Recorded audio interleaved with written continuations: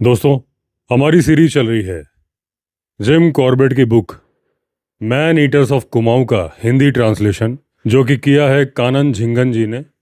और बुक का नाम है कुमाऊं के नरभक्षी, जिसे पब्लिश किया है साहित्यिका इंडियन पब्लिकेशंस ने, जो कि है दिल्ली 6 में। हमारी अगली कहानी है मोहान मैन ईटर, यानी मोहान का नरभक्षी। अब कॉर्बेट साहब कहते हैं, हमारे गर्मियों के घर से 18 मील दूर हिमालय में एक लंबी पर्वत श्रृंखला पूर्व और पश्चिम में जाती है। इसकी ऊंचाई 9000 फीट है। इस पर्वत श्रेणी की ऊपरी सतह के पूर्वी अंतिम छोर पर अत्यंत समृद्ध और आकर्षक ओट्स की घास उगी हुई है। ओट्स की घास यानी कि जई घास, जो कि पशुओं और इंसानों दोनों के खाने के काम में आती है। एक दिन गांव से लड़कियों और स्त्रियों का एक समूह घास काटने आया। अचानक एक बाघ उनके बीच आ गया। भगदड़ में एक वृद्धा के पैर उखड़ गए और वो लुढ़कती हुई चट्टान से नीचे गिर गई। टाइगर उसकी चीख पुकार से परेशान होकर जैसे अचानक आया था वैसे ही रहस्यमय ढंग से गायब हो गया। जब स्त्रियां भयमुक्त हुईं तो फिर से एकत्र होकर पर्वत से नीचे झांका। चट्टान से बाहर निकली हुई एक शिला पर वृद्धा पड़ी हुई थी। उसने कहा वो बुरी तरह से घायल है। बाद में पता चला कि उसकी एक टांग और कई पसलियां टूट गई थी। वो हिल भी नहीं पा रही थी। वृद्धा को कैसे बचाया जाए, इस बात पर बहुत तरह से विचार किया गया। अंत में निष्कर्ष यह निकला कि यह काम आदमियों के ही बस का है। उन स्त्रियों में से कोई भी वृद्धा के पास रुकने के लिए तैयार नहीं थी। उन्होंने वृद्धा को बताया कि वो सब गांव जाकर मदद मांगेंगी। उसने सबसे बहुत प्रार्थना की कि उसे अकेली छोड़कर ना जाए। खैर, उसकी विनय पर एक 16 वर्ष की लड़की ने रुकने के लिए हामी भर दी। शेष सब गांव की ओर लौट गई। लड़की दाईं ओर मुड़कर नीचे के टीले के बीच में बनी दरार पर पैर रखकर एक तंग शिला की ओर चली गई। वो तंग शिला पर्वत से थोड़ा सा ही आगे तक जाती थी, जहां वो औरत लेटी हुई थी। उसे डर था कि जरा सा हिलने पर वो कई 100 फीट नीचे जा पड़ेगी। उसने लड़की से कहा कि उसे शिला के छोटे से गड्ढे में सरका दे। लड़की ने कठिन लगने वाले काम को आखिर कर ही दिया। इस जगह पर केवल एक ही व्यक्ति के लिए स्थान था। लड़की वृद्धा की ओर मुंह करके आलती पालती मारकर बैठ गई। इस मुद्रा में केवल भारत के लोग ही बैठ पाते हैं। गांव वहां से 4 मील दूर था। ये दोनों सोच रही थी कि उनकी साथिनें कितने घंटों में गांव पहुंचेंगी, कितनी देर में पूरी बात समझाएंगी। इस समय गांव के आदमी मिलेंगे क्या? बचाव दल इनके पास कब तक पहुंचेगा? वे दोनों फुसफुसा कर बात कर रही थी। डर था कि कहीं बाघ आसपास होगा तो सुन ना ले और आक्रमण ना कर दे। तभी बूढ़ी औरत के मुंह से चीख सी निकली। लड़की ने उसके मुंह पर खौफ का भाव देखा। लड़की ने उस दिशा में देखा। बाघ पहाड़ की एक छोटी सी गुफा से निकल रहा था और उनकी ओर बढ़ रहा था। हम में से कुछ लोगों ने ऐसा बुरा सपना देखा होगा जब कोई भयानक विराट पशु हमें मारने के लिए हमारी ओर बढ़ रहा हो और हमारी आवाज़ और शरीर जड़ हो गया हो। शरीर का पोर पोर पसीने पसीने हो गया हो। हम एक चीख के साथ जाग जाएं और ईश्वर को धन्यवाद दें कि यह केवल एक बुरा सपना था। लेकिन यहाँ पर ऐसा कोई बुरा सपना नहीं था जिससे कि वो अभागी किशोरी जागी हो। कठोर यथार्थ यह था कि चट्टान से बाहर की ओर निकली एक शिला के अंत में थोड़ा सा दबा हुआ हिस्सा, जिसमें घायल वृद्धा लेटी हुई थी, एक किशोरी भय से जड़ होकर शिला के सामने पर बैठी हुई। बाघ धीरे धीरे उसकी ओर बढ़ता हुआ किसी भी ओर भागने की कल्पना भी कर देना रोंगटे खड़ा करने वाला है। मेरा एक मित्र मोती सिंह अपनी रोगी पुत्री को देखने के लिए गांव में आया हुआ था। जब स्त्रियां गांव में पहुंची तो वो भी बचाव पार्टी का नेतृत्व करते हुए ऊंची खड़ी चट्टान पर पहुंचा। नीचे झांका तो देखा कि स्त्री बेहोश पड़ी है और शिला के किनारे पर खून के धब्बे पड़े हैं। घायल स्त्री को गांव में लाया गया। उसे होश आया तो उसने सारी कहानी सुनाई। मोती सिंह 18 मील चलकर मेरे पास पहुंचा। वो 60 वर्ष से ऊपर था। मैंने उसे विश्राम करने को कहा तो उसने मना कर दिया। हम दोनों खोजबीन करने चल पड़े। 24 घंटे व्यतीत हो चुके थे। मैं कुछ भी नहीं कर सकता था। सरकारी अभिलेखों में इस दुर्घटना का ब्यौरा मोहान मैन ईटर यानी नरभक्षी मोहान के शीर्षक से दर्ज किया गया। उस लड़की की हत्या करने के बाद शीत ऋतु आई तो बाघ कोसी घाटी में चला गया। मार्ग में उसने कई लोगों के अतिरिक्त पब्लिक वर्क्स डिपार्टमेंट के 2 कर्मचारी तथा विधानसभा के सदस्य की बहू को अपना ग्रास बना लिया। जो ही गर्मी का मौसम आया, वो अपनी पहली शिकार की जगह पर लौट आया। कई वर्षों तक वो कोसी घाटी से लेकर ककड़ी घाट, गारगिया तक लगभग 40 मील के क्षेत्र में आतंक मचाता रहा। अंत में अपना ठिकाना करतक नौला गांव के पास मोहान नाम के पहाड़ पर बना लिया। ये दोस्तों जिम कॉर्बेट साहब ने बुक में लिखा है करकत नौला, लेकिन गांव का नाम है काठ की नाव। क्योंकि कॉर्बेट साहब ने ये घटना होने के बाद जब बुक लिखी, बीच में करीब 25 साल का अंतर था, शायद वो नाम भूल गए थे। क्योंकि इस जगह पे मैं गया हूँ, मेरा एक वीडियो भी है, मैं यहाँ पे उसका थंबनेल लगा दूंगा। वो जगह मैंने देखी है जहाँ जिम कॉर्बेट साहब ने मोहान मैन ईटर को मारा था। तो वो गाँव जहाँ से पहाड़ी स्टार्ट होती है, करकत नौला नहीं है, उसका नाम है काठ की नाव। जिला सम्मेलन में उस समय कुमाऊं डिवीजन में चर्चा हुई कि उस क्षेत्र में 3 मैन ईटर टाइगर्स क्रियाशील हैं। महत्ता के आधार पर उनका वर्गीकरण इस प्रकार किया गया: चौगढ़ जिला नैनीताल, दूसरा मोहान जिला अल्मोड़ा और तीसरा कांडा जिला गढ़वाल। चौगढ़ के बाघ को मैंने मार दिया था। उसके बाद अल्मोड़ा के डेप्यूटी कमिश्नर बेंज ने मुझे मेरे वादे की याद दिलाई और कहा, अभी तो वादे का एक ही भाग पूरा हुआ है, मोहान बाघ सूची में अगला लक्ष्य है। वो इस समय बहुत सक्रिय है, दिन प्रतिदिन वहाँ के लोगों के लिए खतरा बनता जा रहा है। पिछले सप्ताह ही उसने करकत नौला गांव के 3 निवासियों को मार डाला। बेंज ने इसी गांव में मुझे जाने के लिए कहा।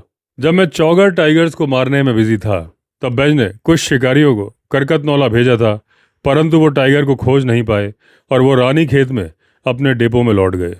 बेंज ने मुझे संदेश भेजा कि अब मुझे इस गांव में जाना चाहिए। उसने सावधानी बरतने को कहा, क्योंकि मैन ईटर्स का शिकार करने वालों की नस नाड़ियाँ पतली हो जाती हैं और जब 2 पार्टियाँ एक ही स्थान पर काम कर रही हों तो दुर्घटनाएं होने की संभावना बनी रहती है। मई की झुलसाने वाली गर्मी में एक दिन मैं अपने 2 सेवकों और 6 गढ़वालियों के साथ दोपहर 1 बजे रामनगर स्टेशन पर रेलगाड़ी से उतरा। वहां से करकत नौला की ओर 24 मील की पैदल यात्रा पर निकल पड़ा। पहला पड़ाव केवल 7 मील पर था। गढ़जिया पहुंचते पहुंचते मुझे शाम हो गई थी। बेंज का पत्र पाकर मैं जल्दी में घर से निकला था। मैं गढ़जिया के डाक बंगले में रुकने की अनुमति लेना भूल गया, इसलिए मैं बाहर खुले में ही सो गया। गढ़जिया में कोसी नदी से काफी दूर कई 100 फीट ऊंचा एक पहाड़ है। जब मैं सोने की कोशिश कर रहा था, मैंने कुछ गिरने की आवाज़ें सुनी। मेरा अनुमान था कि पहाड़ के ऊपर से कुछ पत्थर नीचे चट्टानों पर गिरे हैं। कुछ समय पश्चात ये आवाज़ें मुझे चिंता में डालने लगी। मैं उठकर बैठ गया। चंद्रमा चमक रहा था। रोशनी इतनी तेज थी कि मैं सांप वगैरह से बचकर चल सकता था। मैंने अपनी कैंप कॉट यानी कैंप की चारपाई को छोड़ा और पत्थर कहाँ से आए थे, आवाज़ किस चीज़ की थी, ये देखने के लिए निकल पड़ा। मैंने देखा कि आवाज़ मेढकों की थी।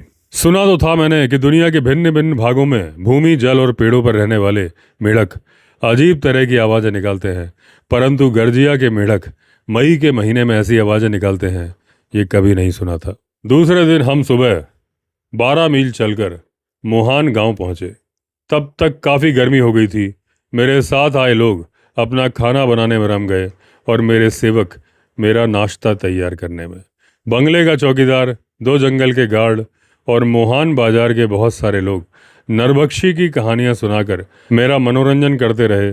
सबसे ताज़ा कारनामा कोसी नदी के मछुआरे का था। जंगल के एक गार्ड ने गर्व से अपने को उस घटना का नायक बताया। उसने बड़ी स्पष्टता से बताया कि एक दिन कैसे मछुआरों का नदी के मोड़ पर नरभक्षी से आमना सामना हुआ था। कैसे मछुआरे ने अपनी जड़ फेंककर गार्ड के कंधे से राइफल छीनी और जान बचाने के लिए सब भागे और टाइगर बहुत तेज गति से हमारे पीछे भाग रहा था। मैंने पूछा, तुमने पीछे मुड़कर देखा? उसका उत्तर था, नहीं साहब, जो प्राण बचाने के लिए भाग रहा हो वो पीछे मुड़कर देख सकता है क्या? फिर उसने मछुआरे के बारे में बताया, कैसे वो घास पर फिसलकर एक सोए हुए रीछ पर गिर गया था। उसके बाद सब और शोर और भगदड़ सी मच गई। कोई किसी दिशा में तो कोई किसी दिशा में भाग रहा था, यहाँ तक कि रीछ भी किसी भी दिशा में भाग रहा था। ऐसी परिस्थिति में मछुआरा रास्ते से भटक गया। बहुत देर के बाद उसे बंगले का रास्ता मिला। उसके आते ही गार्ड ने उसे बहुत खरी खरी सुनाई।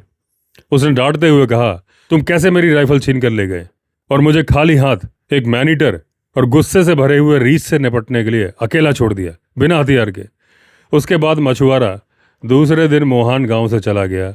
इस किस्से को विराम देते हुए गार्ड ने बताया कि रीछ के ऊपर गिरने पर मछुआरे की टांग में चोट आई थी और वो ये कहकर यहाँ से गया था कि अब यहाँ रुकने का कोई फायदा नहीं, क्योंकि अब कोसी नदी की मछलियाँ खत्म हो गई हैं। दोपहर तक हम लोग अपनी यात्रा के लिए तैयार हो गए थे। हमें विदा करने के लिए कुछ लोग बाहर खड़े थे। उन्होंने हमें सावधान रहने के लिए कहा। रास्ते में घना जंगल पड़ने वाला था और मैन ईटर से बचकर रहने की चेतावनी दी गई। हम लोग 4000 फीट की चढ़ाई चढ़कर करकत नौला के लिए चल पड़े। हमारी प्रगति बहुत धीमी थी। कारण यह था कि मेरे आदमी बहुत भारी सामान ढोकर चल रहे थे और रास्ता सीधी चढ़ाई वाला था। गर्मी भीषण थी। उस समय ऊपर के इलाकों में बसे गांव में कुछ समय पूर्व किसी प्रकार की अशांति फैल गई थी। यहाँ तक कि नैनीताल से पुलिस को बुलाना अनिवार्य हो गया था। मुझे सुझाव दिया गया था कि अव्यवस्था के कारण हो सकता है मुझे ज़रूरत का सामान मिलने में कठिनाई हो, इसलिए मैं अपने लिए और अपने साथियों के लिए खाने पीने का सामान लेकर ही जाऊं। मेरे साथियों के बोझ का कारण यही था। कई स्थानों पर रुक रुक कर हम लोग खेतों वाले क्षेत्र में पहुंचे। दोपहर हो चुकी थी। अब मैन ईटर का कोई खतरा नहीं था, इसलिए मैं साथियों को छोड़कर आगे बढ़ गया। जंगल के गार्ड ने मुझे वन विभाग के निवास के बारे में बताया था। यह स्थान मोहान से भी दिखाई देता था। करकत नौला में मेरे ठहरने के लिए उपयुक्त निवास बताया गया था। ये जगह ऊंचे पर्वत पर थी जहां से मोहान दिखाई पड़ता था। पर्वत के साथ साथ एक समतल सड़क पर चलते चलते मोड़ पर एक खड्ड थी जहां घना झाड़ झंकार था। वहां से थोड़ा आगे आकर मुझे एक स्त्री दिखाई दी। वो लकड़ी की बनी एक नान से बहती हुई एक पतली सी धार से मिट्टी का घड़ा भर रही थी। मेरे जूतों की आवाज़ से डर ना जाए, इसलिए उसका ध्यान खींचने के लिए मैं थोड़ा सा खांसा। वो बुरी तरह से चौंक उठी। उससे थोड़ी सी दूर रुककर मैं सिगरेट जलाने के लिए रुक गया। 1 मिनट या 2 मिनट के बाद उसकी ओर बिना मुड़े मैंने पूछा, क्या यह स्थान इस एकांत में किसी के लिए भी सुरक्षित है? थोड़ी झिझक के साथ उसने उत्तर दिया, नहीं, पर पानी भरने के लिए आना जरूरी था। घर पर कोई नहीं था जो मेरे साथ आता, इसलिए मैं अकेली चली आई। मैंने प्रश्न किया, क्या घर में कोई पुरुष नहीं था? पुरुष तो है, लेकिन वो खेतों में काम करने गया था। वैसे भी पानी भरना स्त्रियों का काम है। घड़ा भरने में कितना समय लगेगा? बस थोड़ा सा और। अब तक स्त्री का भय और लज्जा समाप्त हो गई थी। अब वो मुझसे पूछताछ कर रही थी, क्या तुम पुलिस के आदमी हो? मैंने कहा नहीं। तो क्या फॉरेस्ट डिपार्टमेंट से हो? मैंने कहा नहीं। तो कौन हो? केवल एक आदमी हूँ। क्यों आए हो? यहाँ के लोगों की मदद करने। कैसे? आदमखोर को मारकर। बाघ के बारे में कहाँ सुना? अकेले आए हो? तुम्हारे आदमी कहाँ हैं? कितने हैं? कब तक रहोगे? जब तक उसने अपनी जिज्ञासा शांत नहीं कर ली तब तक घड़े के भरने की घोषणा नहीं हुई। अब वो मेरे पीछे चल रही थी। तभी उसने दक्षिण की ओर जा रही पर्वत श्रृंखला पर घास से ढकी एक ढलान पर विशाल वृक्ष की ओर संकेत करते हुए बताया, 3 दिन पहले बाघ ने एक औरत को वहीं मार डाला था। मैंने ध्यान से उस वृक्ष को देखा। वास्तव में वो मेरे निवास स्थान फॉरेस्टर हट से केवल 2 या 300 गज की दूरी पर था। अब हम एक फुटपाथ पर आ गए थे। उस पर चलते हुए उसने कहा कि इस पहाड़ी के शोल्डर के पास उसका घर है, अब वो सुरक्षित है। आप में से जो लोग भारत की स्त्रियों से परिचित नहीं हैं, उनको मैं बता दूं कि जब वो घड़ा भरने की प्रतीक्षा कर रही थी, पूछताछ करते हुए मैंने एक मित्र को पा लिया था। इतने कम समय में उसके माध्यम से मैंने पूरे गांव की जान पहचान कर ली थी। वो आश्वस्त हो गए थे कि मैं किसी भी तरह का अफसर नहीं था और मेरे आने का उद्देश्य केवल नरभक्षी से उन लोगों को मुक्त कराना था। फॉरेस्टर हट एक छोटे से टीले पर बनी थी। ये सड़क के बाईं ओर कोई 20 गज पर स्थित थी। उसका दरवाजा केवल एक चेन से बंद किया हुआ था। मैंने उसे खोला और अंदर चला गया। कमरा 10 फीट के चौकोर क्षेत्र में था। साफ सुथरा होने पर भी किसी की रिहाइश न होने के कारण एक प्रकार की गंध से भरा था। बाद में मुझे पता चला कि 18 महीने पहले जब नरभक्षी बाघ इस स्थान पर आया था, तब से यहाँ कोई भी नहीं रहता। मुख्य कमरे के दोनों ओर छोटे छोटे कमरे थे। एक में रसोई थी और दूसरा चूल्हे के जलावन रखने के लिए इस्तेमाल होता था। मेरे आदमियों के लिए सुरक्षित स्थान था। इसके बाद ताज़ी हवा के लिए मैंने पीछे का दरवाज़ा खोल दिया। बाहर जाकर मैंने सड़क और हट के बीच की जगह को 40 पाउंड का टेंट लगाने के लिए चुना। हट में कोई फर्नीचर नहीं था, इसलिए मैं सड़क के किनारे एक पत्थर पर बैठकर अपने साथियों की प्रतीक्षा करने लगा। इस स्थान पर पर्वत श्रृंखला 50 गज चौड़ी थी। गांव पर्वत के उत्तर की ओर था। 10 मिनट के बाद सड़क पर एक सिर दिखाई दिया, फिर दूसरा, फिर तीसरा। पानी भरने वाली मेरी मित्र ने मेरे आने का समाचार पूरे गांव में फैलाने में देरी नहीं की थी। भारत में जब अजनबी मिलते हैं तो आपस में कोई ना कोई समाचार बांटना चाहते हैं। रिवाज ये है कि संवाद के अंत तक भी वे उस विषय पर चर्चा नहीं छेड़ते जिसके कारण वो सब इकट्ठा हुए थे। बीच के अंतराल में वो एक दूसरे के घरेलू और व्यक्तिगत विषयों के विस्तार जान लेते हैं। उदाहरण के लिए विवाह, फिर कितने बच्चे हैं, लड़का लड़की, यदि अविवाहित है तो क्यों, वेतन कितना है, इस तरह की बातें। सारे संसार में जितने भी देश हैं उनमें से इस प्रकार के प्रश्नों की उपेक्षा की जाती है। विशेष रूप से हमारे पहाड़ों में प्रश्न सीधे सपाट पूछे जाते हैं, बिना किसी लाग लपेट के। इन गांवों में रहने वाले लोग कभी इसका बुरा भी नहीं मानते। पानी भरने वाली स्त्री के अनेक सामान्य प्रश्नों के उत्तर मैंने दिए। घरेलू प्रश्न कोई भी स्त्री किसी पुरुष से नहीं पूछ सकती, वो भी उसने पूछे। उसी समय मेरे साथी आ गए। उन्होंने झरने के पानी से केतली भरी, आसपास से छोटी छोटी लकड़ियां चुनकर आग जलाई, चाय बनाकर दी और साथ बिस्किट भी दिए। मैंने अपने झोले से जमे हुए मीठे दूध का डब्बा निकाला और चाय में थोड़ा सा डालकर पीने लगा। तो गांव से आए हुए लोग मेरे आदमियों से पूछने लगे, तुम्हें ताज़ा दूध नहीं मिल पाया क्या? उनको सारी कथा बताई गई तो और भी दुखी हुए। उनका कहना था कि मैं डब्बे का दूध ले रहा हूँ। ये उनका अपमान था। मैंने अपनी गलती मानी और उनसे कहा कि मुझे वो प्रतिदिन की आवश्यकता के लिए थोड़ा सा दूध मोल दे दिया करे, मुझे कुछ और नहीं चाहिए। उनमें से एक गांव का मुखिया था। उसने कहा वो सब कुछ आपकी सेवा में हाजिर कर देंगे। मेरा सारा सामान खुल चुका था। मैंने अपने सेवकों से जिस जगह अपने टेंट लगाने को कहा उस पर गांव के लोगों में भय और हैरानी से भरी आवाजें आने लगी। टेंट में रहेंगे क्या? उन्हें नहीं पता कि यहाँ एक नरबख्शी भी आता है। वो रोज रात को यहीं से होकर जाता है। यदि उन्हें हमारे शब्दों पर विश्वास नहीं है तो वो रोज हमारे दरवाजों पर उसके पंजों के निशान देख सकते हैं। यदि बाघ मुझे नहीं खाएगा तो दूसरे सहायकों को खा सकता है। उनकी सुरक्षा के लिए मुझे उनके पास रहना चाहिए। यह अंतिम वाक्य मेरे साथ आए सहायकों को भी विचलित कर गया और उनकी प्रार्थना भी उन सब की आवाज़ों में मिल गई। मैंने उन सब की बात मान ली। अंततः मैं मुख्य कमरे में, मेरे 2 नौकर रसोई में और 6 गढ़वाली व्यक्ति जलावन वाले कमरे में सो गए। नरभक्षी टाइगर का विषय चर्चा के लिए उठाया जा चुका था। वास्तव में मेरे आने का उद्देश्य ही वो बाघ था जिसने पेड़ के पास अंतिम शिकार किया था। गांव वालों ने उस स्थान की ओर संकेत किया। फिर उस दुर्घटना का समय और परिस्थितियां बताई गईं।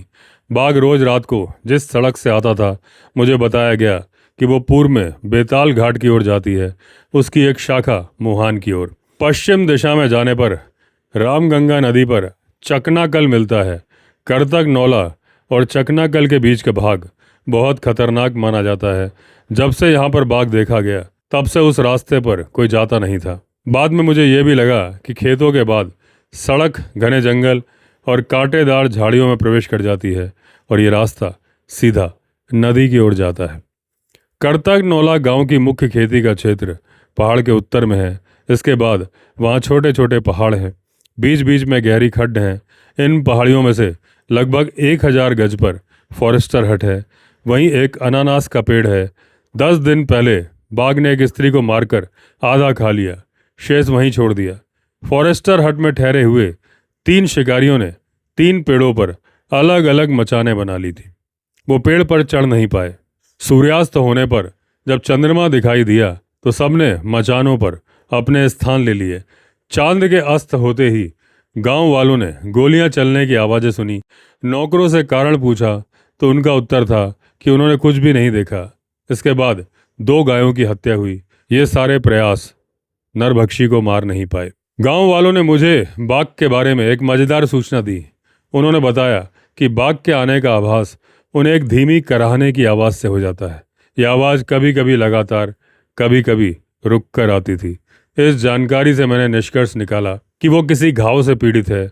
घाव ऐसा था कि बाघ को चलते समय पीड़ा होती थी। ये घाव एक ही टांग पर था। मुझे विश्वास था कि ना तो वह किसी स्थानीय ना ही रानीखेत से आए शिकारियों द्वारा घायल हुआ था। खैर यह महत्वपूर्ण नहीं था कि वो घायल कैसे हुआ, क्योंकि वो सालों से नरबख्शी बन चुका था। उसके मरने के बाद ही तय हो पाएगा कि वो घायल कैसे हुआ था। सब लोग जानना चाहते थे कि मैं बाघ की आवाज़ में क्यों इतनी रुचि ले रहा हूँ। जब मैंने उन्हें टांग में घाव होने के बारे में बताया तो वो मानने के लिए तैयार नहीं थे। उनका कहना था कि वो टाइगर को देख चुके थे, वो कैसे शिकार को मारकर उठाकर ले जाता है, उससे उसकी शक्ति का अनुमान लगाया जा सकता है। बाद में जब मेरा कहा सही निकला तो मेरी प्रसिद्धि एक अलौकिक दृष्टि से संपन्न व्यक्ति के रूप में हो गई। रामनगर से गुजरते हुए मैंने तहसीलदार से कह दिया था कि वो 2 युवा भैंसें खरीदकर मोहान भेज दे, वहाँ मेरे आदमी उन्हें संभाल लेंगे। गांव वालों को भी समझा दिया कि एक भैंसा उस पेड़ के पास बांध दें जहाँ 3 दिन पहले एक स्त्री को मारा गया था। दूसरा चकना कल की ओर जाने वाली सड़क के पास बांध दिया जाए। उनका कहना था कि फिलहाल इन दोनों स्थानों के अतिरिक्त और कोई उपयुक्त जगह उन्हें सूझ नहीं रही थी। वो आपस में विचार करके अगले दिन सुबह मुझे सूचित कर देंगे। गांव के मुखिया ने वादा किया कि वो आसपास के गांवों में मेरे आने की खबर और उद्देश्य पहुंचा देंगे। साथ ही उनको ये संदेश भी भेज देंगे कि यदि उनके क्षेत्र में बाघ द्वारा कोई हत्या हुई हो तो वो तुरंत मुझ तक पहुंचाए। कमरे में सीलन की गंध काफ़ी कम हो गई थी, पर अब भी हल्की सी थी। मैंने इस ओर अधिक ध्यान दिया नहीं और नहाकर खाना खाया। दरवाजे पर 2 बड़े पत्थर लगाकर मैं सो गया। दरवाज़ा बंद करने के लिए वहाँ यही एक तरीका था। जल्दी सोना जरूरी था, क्योंकि उस दिन की व्यस्तता और परिश्रम से मेरी हड्डियां तक थक चुकी थीं। मैं कभी गहरी नींद नहीं सो पाता। 2-3 घंटे बाद पिछले दरवाजे पर किसी पशु के होने की आवाज़ से मैं जग गया। अपनी राइफल और टॉर्च लेकर उठा और पैर से एक पत्थर हटाकर बाहर झांका। रात के घुप अंधेरे में मैं कुछ देख नहीं पाया। तब तक पशु के जाने की आवाज़ आई। हो सकता है कि वो बाघ ही हो, या फिर तेंदुआ, या फिर कांटों वाली साही यानी कि पोर्क्यूपाइन। इसे बड़े आकार वाला चूहा भी कहा जाता है। तभी मैंने अनुभव किया कि मेरा गला खराब हो गया है। इसका कारण यह हो सकता है कि इतना लंबा पहाड़ी रास्ता पार करके गर्म शरीर में ही मैं ठंडी हवा में बैठ गया था। तभी मेरे सेवक ने दरवाजे को धकेल कर सुबह सुबह की गरम गरम चाय का प्याला मुझे थमा दिया। चाय पीते हुए मुझे लगा कि मैं लेनिनजाइटिस से पीड़ित हो गया हूँ। मेरा कमरा अरसे से बंद पड़ा था, छत पर चमगादड़ चिपके हुए थे, तो सीलन भरे वातावरण में बीमार होना तो स्वाभाविक था। मेरे सेवक ने बताया कि 6 गढ़वाली लोग और जो लकड़ियों और पत्तों से भरे कमरे में सोए थे, सबके गले मेरी तरह से खराब थे। मेरी दवाइयों के बक्से में 2 औंस आयोडीन, कुछ कुनैन की गोलियां और कागज़ के लिफाफे में पोटेशियम परमैंगनेट पड़ी थी। मेरी बहन ने मेरे लिए मंगवा के रख दी थी। मैंने गर्म पानी में पोटेशियम के काफ़ी सारे क्रिस्टल और थोड़ी सी आयोडीन मिला दी। हम सब ने उसके गरारे किए। सभी के गले को काफ़ी आराम मिला, हालांकि हम सब के दांत काले पड़ गए। सुबह सुबह नाश्ता करके मैंने 4 लोगों को मोहान गांव से भैंसे ले आने को कहा। स्वयं मैं उस स्थान पर चला गया जहां बाघ ने एक औरत को मारा था। अब तक घास के गट्ठर वहीं पड़े हुए थे। उसके साथियों के घास के गट्ठर भी रखे हुए थे। बाघ को देखकर भयभीत स्त्रियां सब कुछ छोड़कर वहां से भाग गई थीं। लोगों ने मुझे बताया कि बाघ की शिकार औरत वहां कहीं नहीं मिली थी। मुझे ऐसा आभास हुआ कि उसे खोजने की कोशिश भी नहीं की गई थी। भूस्खलन के ऊपरी हिस्से में स्त्री को मारा गया था। फिर बाघ उसे नीचे की ओर ले गया, जहां एक छोटा सा घना झंखाड़ था। यहीं पर वो पीछे छूटी उसकी साथिनों की आंखों से ओझल होने की प्रतीक्षा कर रहा था। फिर कुछ देर बाद वो औरत को लेकर पहाड़ को पार कर 1 मील चलकर घने पेड़ों और कांटेदार झाड़ियों में चला गया। वहाँ के रास्ते अब तक 4 दिन पुराने हो गए थे। वहाँ बाघ के पैरों के निशान मिट गए थे। आगे जाने का कोई लाभ नहीं था, इसलिए मैं फॉरेस्टर हट की ओर लौट गया। पर्वत पर चढ़ाई एकदम सीधी थी। मैं मध्याह्न तक घर पहुंचा। वहाँ बरामदे में कई प्रकार के छोटे बड़े बर्तनों में दूध पड़ा था। पिछले दिन दूध का अकाल था और आज मैं दूध में नहा सकता था। मेरे आदमियों ने बताया कि उनके विरोध का कोई प्रभाव नहीं पड़ा। प्रत्येक आदमी ने कहा कि अब वो साहब को दूध की कमी नहीं होने देंगे। जब तक वो हमारे साथ हैं, हम बाजार का जमा हुआ दूध इस्तेमाल नहीं करने देंगे। मोहान से भैंसे लेकर आने वाले आदमियों की वापसी की आशा रात से पहले मैं कर नहीं रहा था, इसलिए चकनाकल की ओर चक्कर लगाने चला गया। फॉरेस्ट हट से पहाड़ धीरे धीरे ऊपर की ओर जा रहा था। यहाँ से उसकी ऊंचाई 500 फीट होगी और वो त्रिकोण बना रहा था। सड़क खेतों में से आधा मील चलकर एकदम बाईं ओर मुड़ गई और सीधे पहाड़ पर चढ़ गई। फिर दाईं ओर जाकर चकनाकल की ओर चली गई। पर्वत चढ़ने के बाद थोड़ा सा फासला सपाट जमीन का था। फिर सीधे दाईं ओर मुड़कर सड़क नीचे जा रही थी।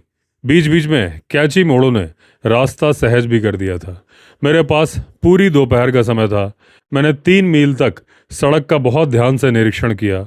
जब भी बाघ नियमित रूप से किसी सड़क का प्रयोग करता है तो हमेशा सड़क के किनारे पैरों से खुरचने के निशान छोड़ जाता है।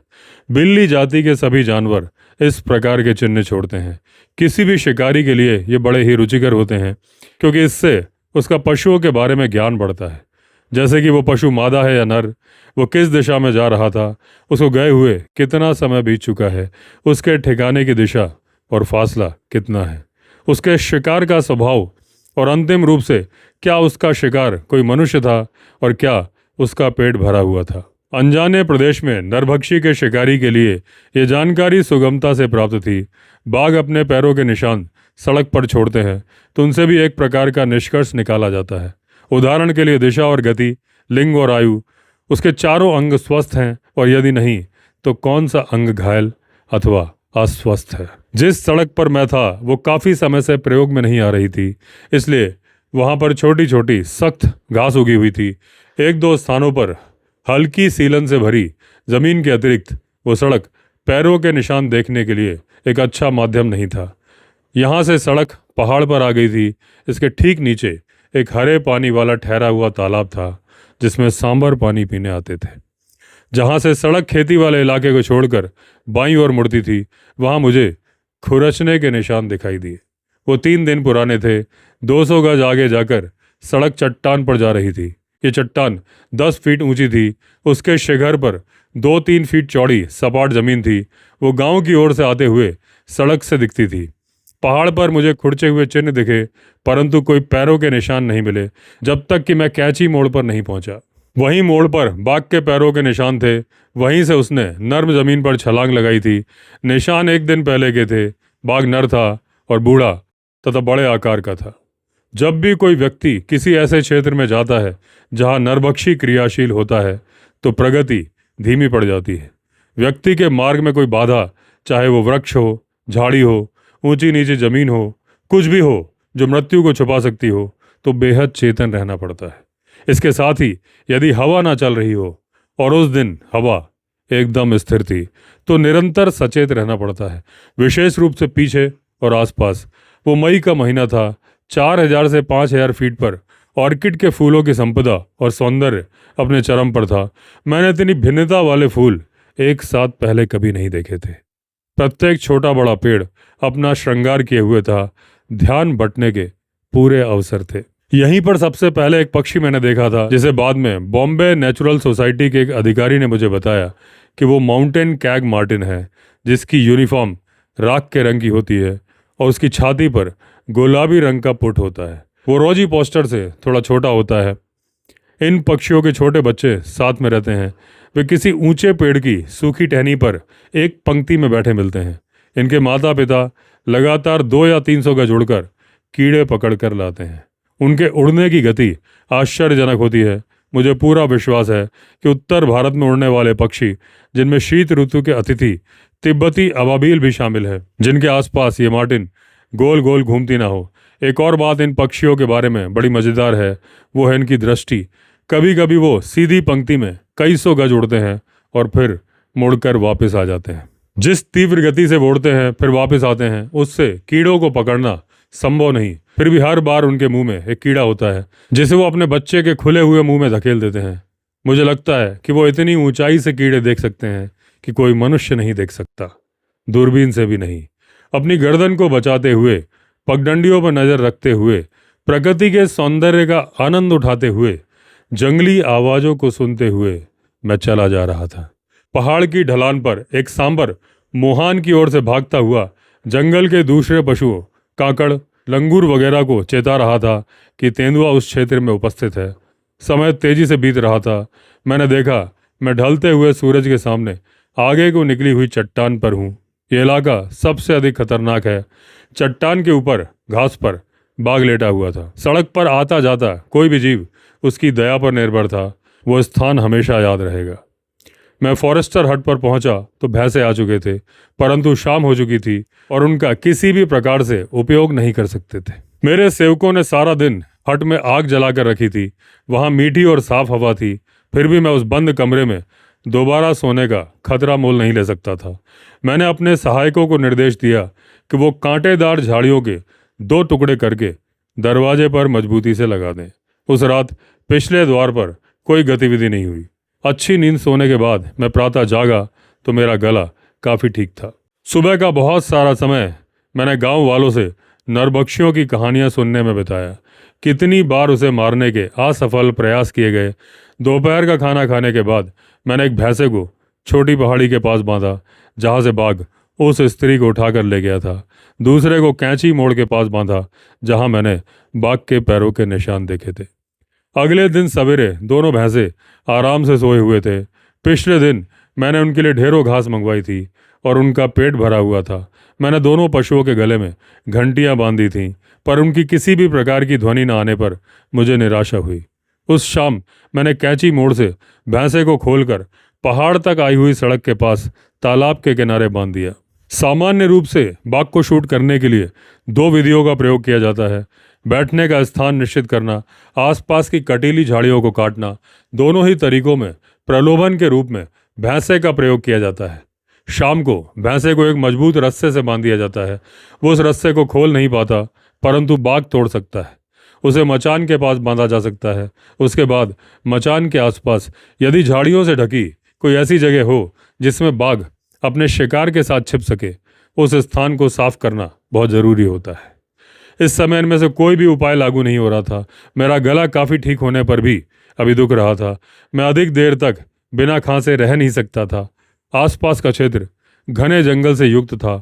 उसको तोड़ना व्यर्थ था, इसलिए मैंने बाघ का पीछा करने का निश्चय किया। भैंसों को मोटे मजबूत रस्से से मजबूत पेड़ के साथ जंगल में 24 घंटे के लिए बांध दिया। अब मैं रोज़ सुबह जब शूट करने लायक रोशनी होती तो भैंसों के आसपास रहता। शाम को भी यही प्रक्रिया दोहराता। अब मैंने बाघ को मारने का इरादा कर लिया, चाहे वो नरभक्षी हो या ना हो। दिन में मैं नज़दीक गांव से किसी दुर्घटना की प्रतीक्षा करता, गले को आराम देता। मेरे 6 गढ़वाली साथी भैंसों को खिलाते पिलाते। चौथी शाम को जब मैं घर लौट रहा था, रास्ते में भैंसे से मिलकर एक मोड़ पर आया। वहाँ एक चट्टान बाहर को निकली हुई थी। उससे कोई 30 गज पहले मुझे एक खतरे का अनुभव हुआ। जब से मैं यहाँ पर आया था, ऐसा पहली बार हुआ। चट्टान के ऊपर मेरे लिए खतरा मंडरा रहा था। 5 मिनट मैं एकदम स्थिर खड़ा रहा, पर किसी प्रकार की कोई हिलडुल नहीं हुई। इतने पास से तो मैं पलक झपकने की भी आवाज़ सुन सकता था। मैं आगे बढ़ा, फिर से मैं कुछ देर स्थिर खड़ा रहा। मैंने किसी प्रकार की कोई हलचल नहीं सुनी। फिर भी मैं आश्वस्त नहीं था। चट्टान के ऊपर कुछ तो है। प्रश्न ये था कि अब मुझे क्या करना चाहिए। मैं पहले बता चुका हूँ कि पहाड़ एकदम सीधा था। बहुत सी चट्टानें बाहर को निकली हुई थी। उन पर लंबी घास, पेड़ और कांटेदार झाड़ियाँ थीं। परिस्थिति ठीक नहीं थी। यदि शाम ना हो गई होती तो मैं चक्कर काटकर शूट करने के लिए कोई जगह ढूंढ लेता। दिन का प्रकाश आधे घंटे का ही बचा था और 1 मील और चलना शेष था। ऐसे समय में सड़क छोड़ना पागलपन होता, इसलिए मैंने राइफल का सेफ्टी लॉक खिसका दिया और उसे कंधे पर रख लिया और चट्टान के पास से गुजरने लगा। यहाँ की सड़क 8 फीट चौड़ी थी। सड़क के किनारे किनारे मैं केकड़े की तरह चलने लगा। एक एक कदम रखकर फिर शरीर का भार डालकर मैं चलता रहा। प्रगति बहुत धीमी और कठिन थी। मैं आगे को बढ़ी हुई चट्टान पर पहुंचकर आगे जाने लगा। मेरी आशा थी कि बाघ जहाँ भी है वहीं रहे, जब तक कि मैं चट्टान के ऊपर की सपाट जमीन तक न पहुंच जाऊं। हो सकता है वहां से वो मुझे दिख जाए। बाघ मुझे पकड़ नहीं पाया क्योंकि मैं निरंतर सतर्क था, इसलिए वो भी बहुत चौकन्ना था। मैंने चट्टान को पार कर लिया तो मुझे ऊपर से हल्की सी घुरघुराहट की आवाज़ आई। फिर एक काकड़ भौंकता हुआ दाहिने हाथ को गया। उसके बाद सांबर तिकोनी पहाड़ी से चिल्लाता हुआ गया। बाघ तो आज बच गया और देखा जाए तो मैं भी, इसलिए पश्चाताप की कोई बात नहीं रही। सांबर ने जहां बाघ के होने का संकेत किया था, मुझे आशा थी वहां वो भैंसे के गले की घंटी की आवाज़ सुन लेगा। जब मैं खेतों वाले क्षेत्र में पहुंचा तो वहाँ कुछ लोग मेरी प्रतीक्षा कर रहे थे। उन्होंने काकड़ और सांभर की आवाज़ें सुनी थी। वे लोग बहुत निराश थे कि मैंने बाघ को देखा ही नहीं। फिर वो प्रसन्न हो गए जब मैंने उन्हें बताया कि मुझे कल के लिए बहुत आशाएं हैं। रात को आंधी आई और उसके बाद मूसलाधार वर्षा। मेरी परेशानी बढ़ाने के लिए पता चला कि घर की छत टपक रही थी। खैर, मुझे थोड़ी सी सूखी जगह मिल गई और मैंने अपनी चारपाई खिसकाकर वहीं बिछा ली और सुबह तक सोया रहा। जागने पर देखा आकाश निर्मल हो गया था। वर्षा ने गर्मी और धूल को वातावरण से निकालकर धो डाला था। पेड़ों के पत्ते और घास उदित होते हुए सूर्य की रश्मियों से चमक रहे थे। मैं पास में ही बंधे हुए भैंसे को देखने गया। आज सवेरे मेरे मन में प्रतिदिन के क्रम को उल्टा करने की इच्छा हुई। मैंने अपने सहायकों को निर्देश दिया कि आज जब सूर्य आकाश में पूरा चढ़ जाए तब पास वाले भैंसे को खाना पानी दे दे। मैं बहुत उम्मीद से चाकानल सड़क की ओर निकला। मैंने अपनी राइफल को तेल दिया, सफाई की। ये 450-400 की राइफल थी। बहुत ही कार्यकुशल, मेरी वर्षों की वफादार मित्र। निरंतर परिवर्तनशील चट्टान ने पिछली शाम को मुझे बहुत कष्ट दिया था, आज सहज हो गई थी। उसे पार करने के बाद मैं पगडंडी की ओर नर्म मिट्टी पर बाघ के निशान खोजने चला। कुछ दूर तक कुछ नहीं मिल पाया। फिर पर्वत के पास थोड़ी नर्म और सीलन वाली मिट्टी थी, उसी पर मुझे पैरों के चिन्ह दिखे। यहाँ से पास ही खड्ड की ओर एक 3-4 फीट ऊंची चट्टान थी। पहले जब भी मैं इस मार्ग पर चला मुझे सड़क पर एक उठाव दिखता था जहाँ से मैं 40 गज की दूरी पर बंधे भैंसे को देख सकता था। आज मैंने उसी स्थान पर खड़े होकर देखा तो भैंसा वहाँ नहीं था। यह मेरे लिए जितना विक्षुब्धकारी था उतना ही मेरी समझ से परे था। बाघ भैंसे को जंगल के बीच ले जाए, इसके लिए मुझे किसी पेड़ या जमीन पर बैठना होगा। यह प्रक्रिया आशातीत थी। मेरा गला अब भी खराब था। मुझे हैरानी इस बात की थी कि 1 इंच गोलाई के मोटे रस्से से बांधे गए भैंसे को बाघ कैसे ले गया। मैंने पतले से पतले रबड़ सोल के जूते पहने थे। मैं चुपचाप उस पेड़ के पास चला गया जहां भैंसा बंधा था। वहां की जमीन का ध्यान से निरीक्षण किया। भैंसे को तूफान से पहले मारा गया था और वर्षा के बंद होने के बाद ले जाया गया था। उसके शरीर के सभी अंग अछूते थे। रस्सी के 3 हिस्से दांतों से काटे गए थे और चौथा तोड़ा गया था। अधिकतर बाघ रस्सों को दांत से काटते नहीं। खैर, यहाँ तो ऐसा ही हुआ था। भैंसे को उठाकर पहाड़ से नीचे की ओर मोहान गांव की दिशा में बाघ ले गया था। मेरी योजनाएं बुरी तरह से विफल हुई थी, फिर भी वर्षा ने मेरी सहायता की थी। कल तक जो पत्ते लकड़ी की तरह सूखे थे वो आज भीगे हुए कालीन बन गए थे। यदि मैंने कोई गलती नहीं की तो बाघ ने जितनी मेहनत की थी वो सब व्यर्थ हो जाएगी।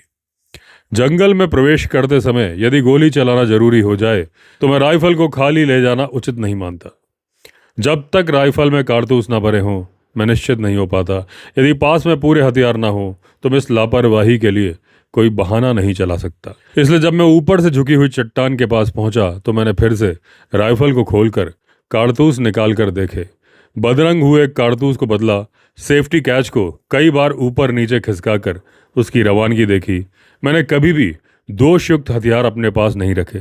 फिर मैं पशु को खींच के ले जाने वाले निशानों को देखता हुआ चल पड़ा। खींचना शब्द भ्रामक है क्योंकि बाघ कभी खींचता नहीं। मैंने एक जवान गाय को 4 मील तक ढोकर ले जाते हुए बाघ को देखा है। यदि शिकार बहुत भारी होता है तो वो छोड़ दिया जाता है। खींचने के निशान गहरे या हल्के हैं, ये पशु के भारी या हल्के वजन पर निर्भर करता है। उदाहरण के लिए यदि शिकार सांबर है और बाघ ने इसे गर्दन से पकड़ रखा है तो उसके पीछे के पैर घिसटते हुए जमीन पर साफ निशान बना देंगे। जब बाघ उसे कमर से पकड़ता है तो निशान बहुत हल्के या शून्य होंगे। भैंसे के प्रसंग में बाघ ने उसे गर्दन से पकड़ा था। उसकी पिछली टांगें जमीन पर घिसटती रहीं और निशान इतने गहरे थे कि आसानी से उनके साथ साथ चला जा सकता था। 200 गज तक बाघ पहाड़ी से विकर्ण रेखा बनाता हुआ गीली मिट्टी से बने किनारे तक पहुंचा तो फिसल गया। उसके मुंह से भैंसा छूट गया और नीचे लुढ़कता हुआ एक पेड़ से टकराकर रुक गया। बाघ ने वहां पहुंचकर अब की बार उसे कमर से पकड़ा तो एक भैंसे की टांग कभी कभी जमीन को छू रही थी।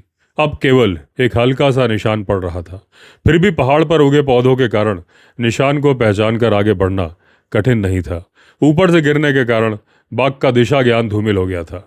अब उसे समझ में नहीं आ रहा था कि वो शिकार को कहाँ ले जाए। पहले वो 200 गज दाएं चला, फिर सीधे चलने लगा। आगे झुके हुए बांसों में से बहुत कठिनाई से निकलकर बाईं ओर चला। थोड़ी देर आगे गया तो चट्टान मिली। उसके सीमांत पर चलकर एक बड़ा गड्ढा था। बाघ के लिए यह स्थान शिकार रखने के लिए सुरक्षित था। मैं रास्ता छोड़कर चट्टान पर चढ़ गया। बहुत धीमी गति से आगे बढ़ा। मैं ज़मीन का एक एक चप्पा नीचे ऊपर आसपास देखता जा रहा था। बड़ी हुई चट्टान के अंत में पहुंचा तो निराशा हुई, क्योंकि वो चट्टान पहाड़ी से मिल गई थी। वहाँ कोई गड्ढा या गुफा नहीं थी। चट्टान के ऊपर जाने पर एक छोटी सी वादी दिखाई दी। यह स्थान नरभक्षी के आक्रमण से बचने के लिए उपयुक्त था।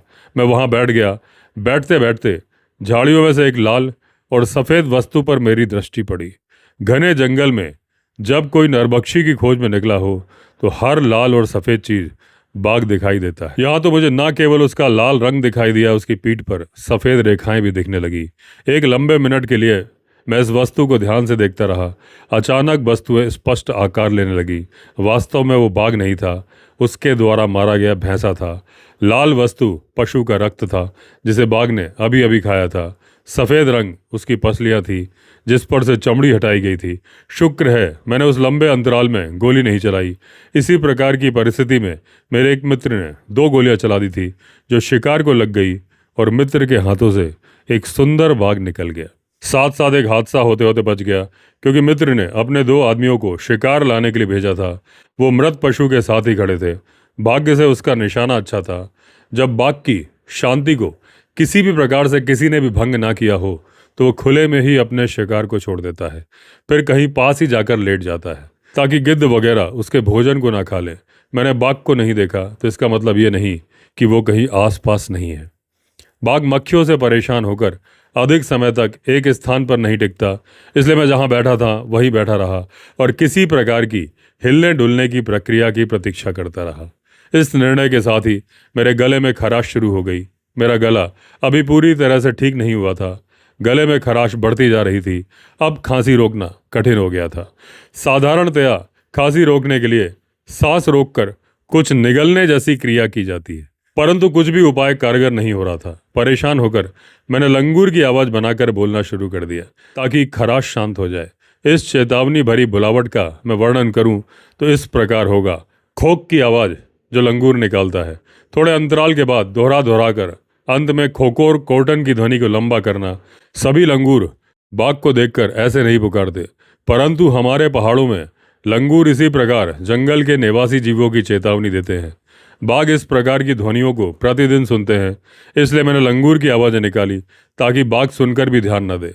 आपत्ति के समय इस प्रकार की ध्वनियाँ विश्वसनीय नहीं होती, परंतु मेरा उद्देश्य पूरा हो गया था।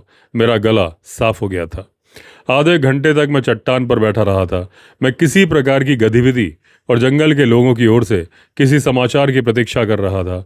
जब मैं संतुष्ट हो गया था कि बाघ मेरे आसपास कहीं नहीं है, मैं चट्टान से उतर आया। बहुत सावधानी से चलते हुए मैं बाघ के शिकार की ओर चल पड़ा।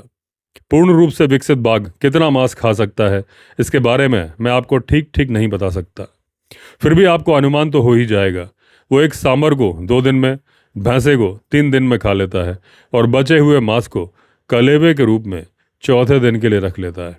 जिस भैंसे को मैंने पेड़ के साथ बांधा था वो अभी पूर्ण रूप से विकसित तो नहीं हुआ था, फिर भी उसे छोटी उम्र का भी नहीं कहा जा सकता। बाघ ने उसका आधा भाग तो खा ही डाला था। निश्चित रूप से इतना भोजन खाकर वो अधिक दूर नहीं गया होगा। वहाँ की जमीन अभी तक गीली थी। वो अगले 2 घंटे तक सूखनी मुश्किल थी। मैंने उसका पीछा करने का निर्णय लिया। यदि संभव हुआ तो उसको लक्ष्य भी बना लूंगा। भैंसे के मृत शरीर के पास बाघ के निशान नहीं थे। मैंने उसके इर्द गिर्द चौड़े चक्कर लगाए तो एक स्थान पर मुझे उसके पैरों के चिन्ह मिल गए। नर्म पैरों के निशान गहरे नहीं होते, सख्त पैर गहरे चिन्ह बनाते हैं। जैसे शिकारी कुत्ता बाघ की गंध के सहारे बिना परिश्रम किए उसकी उपस्थिति का आभास पा जाता है, ऐसे ही वर्षों के अनुमान के बाद मैं भी गंध का सहारा लेकर बाघ के स्वभाव का, दूरी का ज्ञान प्राप्त कर लेता हूँ। मैं पूरे प्रयास के साथ बिना कोई हरकत किए छाया की भांति पथ पर चल पड़ा।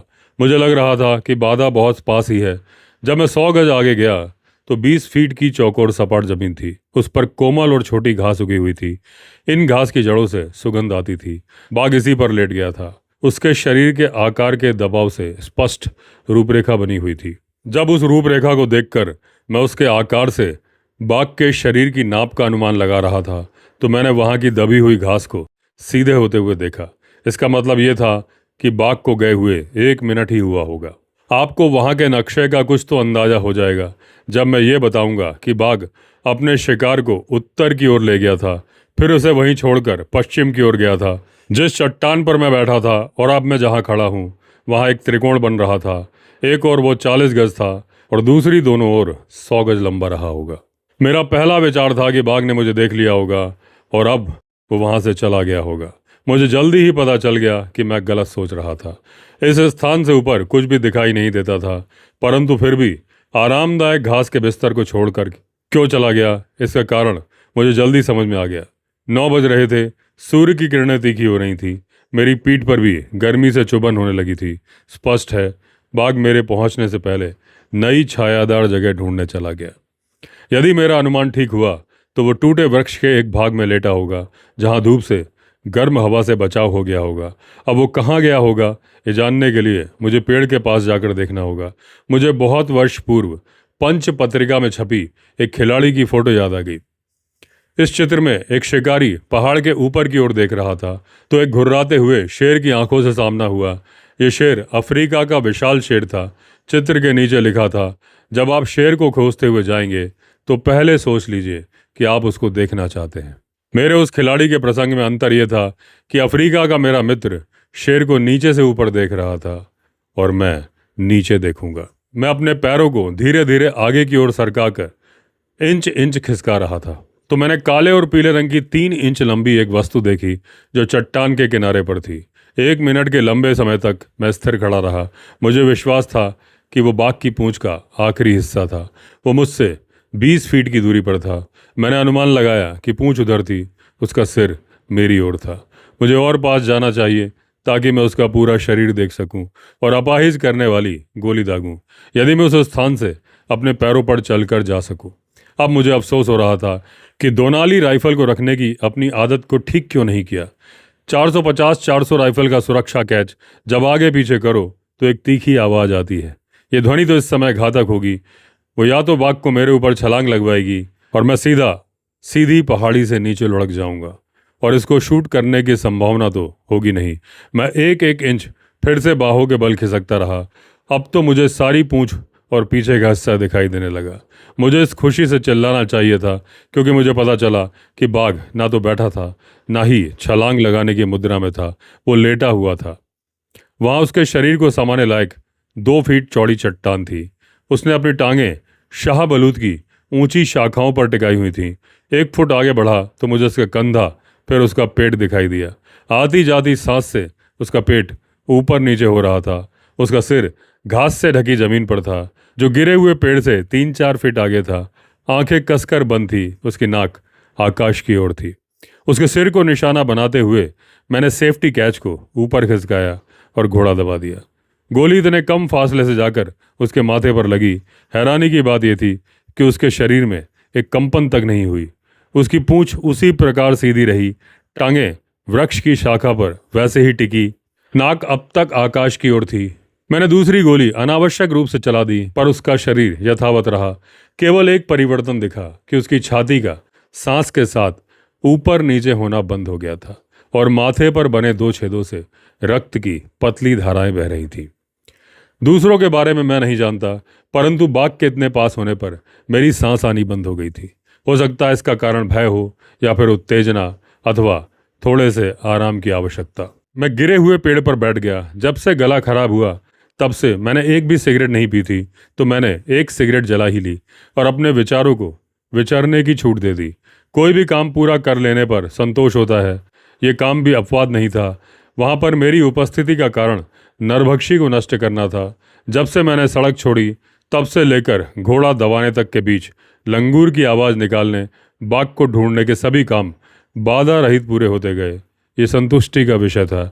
मैं सोचता हूँ ऐसा ही संतोष एक लेखक को मिलता होगा जब वो एक कथा को परत दर परत खोलता हुआ अपने इच्छित मुकाम तक पहुँचा देता है। मेरे प्रसंग में अंत संतोषजनक नहीं रहा, क्योंकि मैंने एक ऐसे पशु को मारा था जो मुझसे 5 फीट दूर था और सोया हुआ था। मेरी व्यक्तिगत भावनाओं में किसी दूसरे को रुचि होगी ये आवश्यक नहीं। मुझे लगता है संभवतः आप भी सोच रहे होंगे कि ये क्रिकेट नहीं, तो मैं वो तर्क दूंगा जो मैंने अपने को तसल्ली देने के लिए सोचे थे। आशा है कि वो कुछ कारगर होंगे। बाघ नरभक्षी था जिसका मरना जीवित रहने से बेहतर था, इसलिए बाघ सोया था या नहीं, उसे मारने से कोई फर्क नहीं पड़ता। यदि उसे सांस लेते देखने पर मैं वहां से चला जाता तो नैतिक रूप से उसके द्वारा मारे जाने वाले सभी लोगों की मौत के लिए मैं जिम्मेदार होता। आप कहेंगे कि ये सब बहुत अच्छे तर्क हैं जो मैंने किया उसको सही साबित करने के लिए, परंतु अफसोस इस बात का रहा कि मैंने सोए हुए पशु को जगाकर लड़ने का अवसर नहीं दिया। इसके अनेक कारण हो सकते हैं। उसको जगाकर मेरा परिणाम क्या होगा, इस बात का डर, या अकेला अवसर खोने का डर, या फिर दोनों का मिश्रण। बाघ मर चुका था। यदि मेरी ट्रॉफी को वादी में गिरने और नष्ट होने से बचाना है तो कम से कम समय में उसे शिला से उतारना होगा। मैंने अपनी राइफल को पेड़ की शाखा पर टिका दिया। फिलहाल उसकी आवश्यकता नहीं थी। मैं सड़क तक पहुंचा। खेतों के पास जाकर मैंने अपने दोनों हाथों के कप जैसे बनाकर गांव के लोगों को बुलाने की आवाज़ निकाली। दूसरी बार कू कू की आवश्यकता नहीं पड़ी, क्योंकि मेरे आदमियों ने 2 गोलियां चलने की आवाज़ सुन ली थी। वे हट की तरफ भागे और अधिक से अधिक गांव के निवासियों को एकत्रित कर लिया। बहुत से लोग भागते हुए सड़क पर मुझे मिले। मजबूत रस्से और कुल्हाड़ी मिलने पर मैं अब सबको लेकर बाघ के पास पहुंचा। उसको बांधकर ले जाने के लिए तैयार किया। बहुत से हाथ उसे ले जाने के लिए तैयार हो गए। कुछ लोगों ने खींचा, कुछ ने उठाया और शिला से उतारकर गिरे हुए पेड़ के ऊपर से होकर घास के प्लॉट पर ले गए। यहाँ मैं उसकी चमड़ी उतार देता, पर गांव वालों ने बहुत अनुरोध किया कि गांव की औरतें और बच्चे तथा दूसरे गांव के लोग अपनी आंखों से देखना चाहेंगे। बाघ के भय से वो सब बरसों से आक्रांत रहे थे। उसको मरा देखकर अब वो निश्चिंत हो सकेंगे। बाघ को घर तक पहुंचाने में रास्ते के कई पेड़ों को काटना पड़ रहा था। मैंने देखा कुछ लोग उसके शरीर पर हाथ फिरा रहे थे। मुझे मालूम था कि वो खुश हो रहे थे। उनकी बात सच निकली। बाघ के शरीर पर या अंगों पर कोई घाव नहीं थे। मैंने बाघ को एक घने छायादार पेड़ के नीचे रखवा दिया। गांव वालों को बता दिया कि 2 बजे तक ही वो उसे देख सकते हैं, उसके बाद नहीं। गर्मी बहुत थी, फिर उसकी चमड़ी और बाल चिपचिपे होकर चमड़ी को नष्ट कर देंगे। मैंने स्वयं बाघ को पास से नहीं देखा था। 2 बजे जब मैंने उसे पीठ के बल लेटाया ताकि मैं चमड़ी उतारने का काम शुरू कर सकूं, तो मेरी दृष्टि उसके आगे की टांग पर गई तो देखा टांग के अंदर की ओर लगभग सारे बाल गायब हैं। इसके अतिरिक्त चमड़ी पर किसी नुकीली चीज से बनी छोटे छोटे छेद दिखाई दिए, जिस पर से पीले रंग का द्रव निकल रहा था। मैंने इनकी ओर ध्यान न देकर टांग की चमड़ी उतारना छोड़ दिया। वो टांग दाईं से अधिक पतली हो गई थी। जब बाकी शरीर से चमड़ी उतार ली गई तो मैंने बाघ की छाती से लेकर बाईं टांग तक एक लंबा चीरा लगाया। वहाँ का हिस्सा संक्रमित हो चुका था। पूरी टांग में मवाद भरा हुआ था। वहाँ से चमड़ी उतारकर मैंने मांस में से एक के बाद एक साही के कांटे खींचकर निकाले। सबसे बड़ा कांटा 5 इंच का था। उनकी संख्या 25 से 30 तक थी। पास खड़े लोगों ने मेरे हाथ से कांटे लपक कर ले लिए, स्मृति चिन्ह के रूप में। बाघ की छाती से पैर तक साबुन की झाग और पीले रंग के मवाद से भरा हुआ मांस था। ऐसी अवस्था में चलते समय बेचारे जंगली पशु का कराहना लाजमी था। इसी कारण से वो नरभक्षी बन गया और बना रहा। साही के कांटे मांस में धंसे रहते हैं और कभी गलते नहीं। मैंने कई बाघों को मारने के बाद उनके शरीर से 200 के लगभग कांटे खींचकर निकाले होंगे। उनमें से बहुत सारे कांटे 9 इंच के भी थे और उनकी मोटाई एक पेंसिल जितनी थी। इनमें से अधिकतर सख्त मांसपेशियों में धंस जाते हैं, कुछ हड्डियों के बीच में, चमड़ी के भीतर प्रायः आधे टूट जाते हैं। निसंदेह बाघ साही को भोजन के लिए मारते हैं, उसी समय उनके कांटे भी शरीर में लग जाते हैं। ऐसे में कुछ प्रश्न उठते हैं जिनके उत्तर मेरे पास नहीं है। बाघों की तीव्र बुद्धि, फुर्तीलापन प्रसिद्ध है, फिर भी वे इतने लापरवाह कैसे हो सकते हैं कि साही के कांटों को अपने शरीर में धंसवा लेते हैं। वो इतने गतिशील होते हुए भी कैसे इतनी धीमी गति के हो जाते हैं कि साही से दूर नहीं हो पाते, जबकि साही अपने आप को बचाने के लिए पीछे की ओर जाती है। फिर ये कांटे बीच में ही टूट कैसे जाते हैं, क्योंकि वो खस्ता भी नहीं होते। तेंदुए और बाघ का साही के प्रति एक सा व्यवहार होता है, परंतु तेंदुआ कभी उसके कांटों को शरीर में धंसने नहीं देता। मैंने देखा है कि तेंदुआ उसे सिर से पकड़ता है पर बाघ सुरक्षात्मक तरीका क्यों नहीं अपनाते, ये मेरे लिए एक रहस्य बना रहेगा। अब तक मैंने कस्बे की सभा में चर्चित हुए 3 मैन ईटर्स में से 2 की कहानी कह दी। अब जब कभी अवसर मिलेगा तो मैं तीसरे बाघ कांडा के मैन ईटर को मारने की कहानी सुनाऊंगा। तो दोस्तों, इसी के साथ एंड हुई कहानी। हमारी अगली कहानी में फिर मिलेंगे। अगर आपने चैनल सब्सक्राइब नहीं किया है तो चैनल सब्सक्राइब कर लीजिए। चलिए फिर मिलते हैं, तब तक के लिए all the best. Vande Mataram.